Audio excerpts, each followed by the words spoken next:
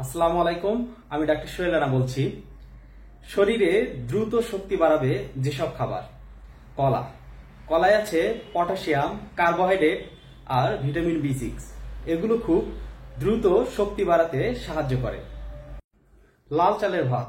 লাল চালের ভাতে চালের পুষ্টিগুণের বেশিরভাগটাই সঞ্চিত থাকে।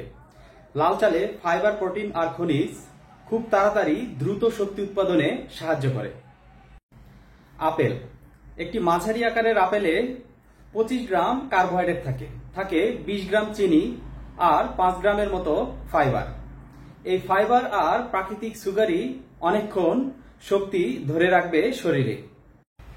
শরীরে শক্তি বাড়াতে ডিম খেতে পারেন।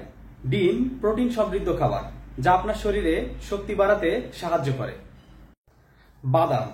দ্রুত শক্তি যোগাতে বাদাম বেশ কার্যকরী।